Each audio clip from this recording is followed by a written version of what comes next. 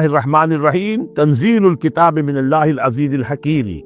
اگلی صورت شروع ہوگی تنزیل الکتاب من اللہ العزیز العلیم. صرف اتنا فرق ہوگا. یہ دونوں صورتیں جوڑے کی ہیں، آپس میں جوڑا ہے.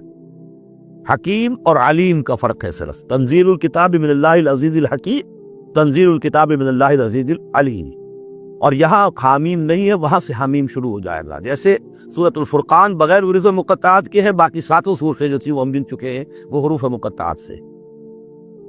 اس کتاب کا اتارا جانا ہے اس اللہ کی طرف سے جو العزیز ہے، زبردست ہے، اور الحکیم ہے، کمال حکمت والا. انا انزلنا الیک الکتاب بالحق، اے محمد ہم نے آپ پر یہ کتاب اتاری ہے حق کے ساتھ.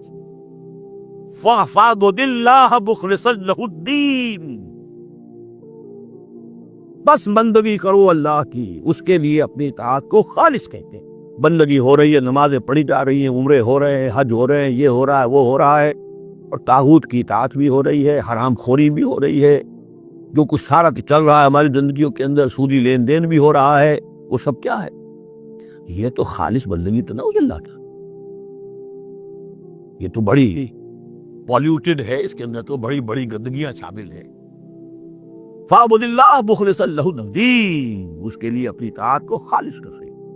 الا للہ الدین الخالص، آگاہ ہو جاؤ، اللہ کے ہاں قبول ہے صرف وہ اطاعت جو خالص. کچھ آدھی اللہ کی آدھی کسی اور کی دفع کرو، وہ آدھی یہ بھی اسی کو دے دو. اللہ بہت غیور ہے، وہ قبول نہیں کرتا. میرا بننا ہے تو پورے میرے بولے با. یا ایھا الذین آمنوا ادخلوا فی السلم کافہ، اسلام میں داخل ہونا پورے کو تو آنا پڑے گا.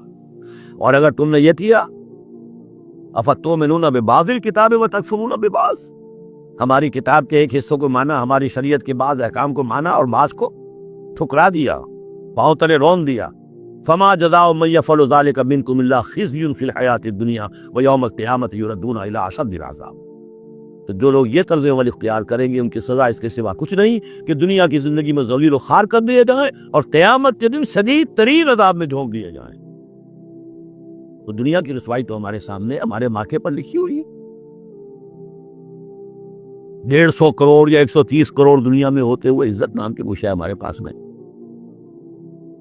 جو بھی بین الاقوامی معاملات ہیں ان میں کوئی ہم سے کوئی رائے لیتا ہے. الا للہ الدین الخالص، آگاہ ہو جاؤ کہ اللہ کے ہاں مقبول اگر ہوگا وہ دین خالص. والذین اتخذوا من دونہ اولیاء، اور وہ لوگ جنہوں نے اللہ کے سوا کچھ اور کو اولیاء بنایا ہوا ہے. ما نعبدهم الا لیقربونا الی اللہ زلفیٰ، کہتے ہیں ہم نہیں ان کو نہیں پوچھتے، ہم تو اصل میں اللہ ہی کو پوچھتے ہیں. ان کو صرف اس لیے پوچھتے ہیں کہ یہ ہمیں اللہ سے قریب کر دیں گے، یہ وسیلے ہیں، ان کے ذریعے سے ہم اللہ کے قریب ہو جائیں گے، اس لیے پوچھتے ہیں. ان اللہ یحکم بینہم فیما ھم فیہ یختلفون، یقیناً اللہ تعالیٰ فیصلہ کر دے گا ان کے مابین ان تمام چیزوں میں جن میں اختلاف کر رہے ہیں. ان اللہ لا یہدی من ھو کاذب کفار، اللہ تعالیٰ ہرگز ہدایت نہیں دیتا ان کو جو جھوٹے ہوں اور ناشکر کفار. لو اراد اللہ ان یتخذ ولدا لاصطفیٰ مما یخلق ما یشاء سبحانہ، اگر اللہ کا واقعی ارادہ ہوتا کہ وہ کسی کو اولاد بنائے تو ٹھیک ہے، اپنے جو مخلوق ہے اس میں سے جس کو چاہتا چن لیتا ہے. دیکھیں اس کے ہاں اولاد کا تو تصور نہیں ہے، اس کی اولاد کی ہے ہی نہیں. ایک خالق کا، باقی سب مخلوق ہے. تو فرشتے بھی مخلوق ہیں. اللہ کو ضرورت کیا پڑی ہے کسی کو اپنا بیٹا بنانے کی یا بیٹی بنانے کی؟ سبحانہ، وہ پاک ہے. هو اللہ الواحد القہار، وہ تو اللہ ہے، اکیلا ہے، قہار ہے، اور خود چھایا ہوا ہے کل کائنات کے اوپر، کل تخلیق، کل مخلوقات کے اوپر اس کی حکومت قائم ہے. خلق السماوات والارض بالحق، اللہ نے پیدا کیا ہے آسمانوں اور زمین کو حق کے ساتھ، یعنی بامقصد ہے، نتیجہ خیز تخلیق ہے، یہ بے نتیجہ کا کار عبث اور باطل نہیں. یکبر اللیل علی النہار، وہ رات کو لپیٹ دیتا ہے دن پر، ویکبر النہار علی اللیل، اور دن کو لپیٹ دیتا ہے رات پر. اب یہ جو ہے کہیں یولج اللیل فی النہار آتا ہے، کہیں یکبر آ رہا ہے، یہ مختلف جو الفاظ ہیں، تعبیرات ہیں، لیکن مقصد کیا ہے کہ یہ دن اور رات ہے تو نہیں ہے. آپ کو معلوم ہے کہ پورا نظام جو چل رہا ہے اسی کے حوالے سے ہے. پورا عالم نباتات کا جو ریسپیریشن کا نظام ہے وہ اسی کے ساتھ متعلق ہے. لہذا یہاں کوئی شے بھی بے مقصد نہیں ہے. جب کوئی شے بے مقصد نہیں ہے تو انسان کیسے بے مقصد ہو سکتا ہے؟ کس لیے اس کو پیدا کیا؟ حدیث میں جیسا کہ آیا کہ انما الدنیا خلقت لکم وانتم خلقتم للآخرہ، دنیا تمہارے لیے بنائی گئی لیکن تم آخرت کے لیے بنائے گئے ہو۔ جب تک کہ آخرت کا تصور نہ ہو پھر انسان کا، خاص طور پر انسان میں جو اخلاقی حص ہے، ایک مورل سینس ہے اس کے اندر، کچھ چیزیں اچھی ہیں کچھ بری ہیں، اس کا احساس ہے اس کے اپنے اندر، تو اس کا کوئی نتیجہ کہاں آخر نکل رہا ہے دنیا میں؟ اس کے لیے دوسری زندگی اور بعد سے بعد الموت لازمی ہے۔ وسخر الشمس والقمر، اور اس نے مسخر کر دیا سورج کو بھی اور چاند کو بھی، کل یجری لأجل مسمى، یہ سب کے سب چل رہے ہیں ایک وقت معین تک کے لیے۔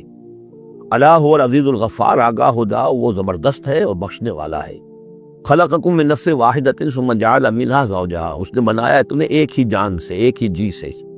اب اس کو جو لوگ ایولیوشن کو مانتے ہیں یا سمجھتے ہیں کہ قرآن مجید کے ساتھ اس کے بعض اجزاء کی مطابقت ہے، وہ تعبیر کرتے ہیں کہ ایک ہی، یعنی ابتدا میں جو حیوانات پیدا کیے گئے ہیں، جو لوور اینیملز ہیں، بالکل شروع میں ان میں سیکس نہیں تھا، جیسے کہ انیبا ہے، وہ بس دو حصوں میں تقسیم ہو گیا، یہی اس کی اولاد ہو گئی، وہ جو باپ کہہ لیں ماں کہہ لیں وہ ایک ہی ہے۔ اس کے بعد ایسے بھی پیدا ہوئے کہ جن میں ایک ہی جانور میں دونوں سیکس ہیں۔ یہ جو راؤنڈ ورم ہوتا ہے، راؤنڈ ورم جو برسات میں جو نکل آتے ہیں بہت لمبے لمبے سے کیڑے، یہ ہرمافرڈائٹ ہیں، ان کے اندر میل اور فیمیل آرگنز دونوں ایک کے اندر موجود ہوتے ہیں۔ اس طریقے سے رفتہ رفتہ پھر ڈیفرینسیشن ہوئی، میل علیحدہ ہو گیا، فیمیل علیحدہ ہو گئے۔ خلقکم من نفس واحدۃ ثم جعل منها زوجها، اسی جان سے اس کا جوڑا بنایا۔ وانزل لکم من الانعام ثمانیۃ ازواج، اور تمہارے لیے 8 جوڑے اتار دیے تمہارے مویشیوں میں سے۔ عام طور پر عرب میں جو مویشی موجود تھے ان میں سے اونٹ نر اور مادہ، گائے نر اور مادہ، اسی طریقے سے بھیڑ نر اور مادہ، اور بکری نر اور مادہ، یہ جو ہیں ان کے ہاں یہی مویشی تھے۔ ثمانیۃ ازواج یہ سورہ انعام میں بھی آ چکا ہے، وہ ہمیں یاد ہوگا۔ من الابل اثنین ومن البقر اثنین ومن الماعز اثنین، یہ وہاں آ چکا ہے۔ یخلقکم فی بطون امہاتکم، اور وہ تمہیں پیدا کرتا ہے تمہاری ماؤں کے پیٹوں میں، خلقا بعد خلق، ایک خلق کے بعد دوسری خلق، تخلیق کے بعد مراحل ہیں اس کے، نطفہ ہے، علقہ ہے، مضغہ ہے، مخلقہ غیر مخلقہ، پھر اس کو جو اور پھر خلقا آخر، ایک اور ہی تخلیق ہے۔ اس پہ میں عرض کر چکا ہوں کہ اس موضوع پر ضربہ سلام دیا قرآن مجید کا، وہ سورہ مومنون کا پہلا رکوع ہے۔ فی ظلمات ثلاث، یہ ذکر یہاں آیا ہے، 3 پردوں کے اندر تخلیق ہو رہی ہے۔ یعنی ایک پردہ یہ پیٹ کی دیوار ہے، جو مردوں کی بھی دیوار ہے، یہ پیٹ کی ایبڈومینل وال ہے۔ دوسرا پردہ پھر جو یوٹرس ہے، وہن ہے ماں کا، اس کی موٹی دیوار ہے۔ تیسری وہ جھلی ہے جس میں کہ وہ بچہ جو ہے جنین لپٹا ہوا ہوتا ہے۔ اب دیکھیے یہ بھی ظاہر بات ہے، اس وقت جو ہے جینیٹکس بھی نہیں پڑھائے گئے تھے، نہ یہ پڑھائی گئی تھی ایمبریولوجی، کچھ بھی نہیں تھا، لیکن فی ظلمات ثلاث، یہی وجہ ہے جو میں نے آپ کو بار بار بتایا ہے۔ کیتھل مور جو کہ ایمبریولوجی پر اس وقت دنیا کی سب سے بڑی اتھارٹی سمجھا جاتا ہے، اس نے مانا ہے کہ قرآن مجید میں جس طریقے سے یہ بیان ہوا ہے واقعتاً حیران کن، تو 3 پردوں کے اندر اللہ جیسا چاہتا ہے بنا رہا ہے، اس کا بو قلم تو اللہ ہی کھڑا شکل بنا رہا ہے، اس کی جو بھی کر رہا ہے، اب ہم اس کو تشبیہ تو نہیں دے سکتے، لیکن اللہ بنا رہا ہے۔ خط یخلقکم فی بطون امہاتکم، وہ بناتا ہے، تخلیق کرتا ہے تمہاری ماؤں کے پیٹوں میں، خلقا بعد خلق، ایک طرح سے دوسری طرح، ایک درجے کے بعد دوسرا درجہ، فی ظلمات ثلاث، 3 اندھیروں۔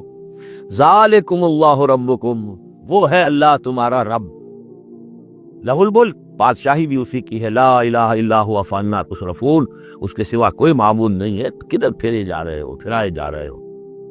ان تکفروا فإن اللہ غنی عنکم، اگر تم کفران نعمت کرتے ہو، کفر کرتے ہو، تو اللہ غنی ہے، اسے تمہاری کوئی ضرورت نہیں ہے، احتیاج نہیں ہے۔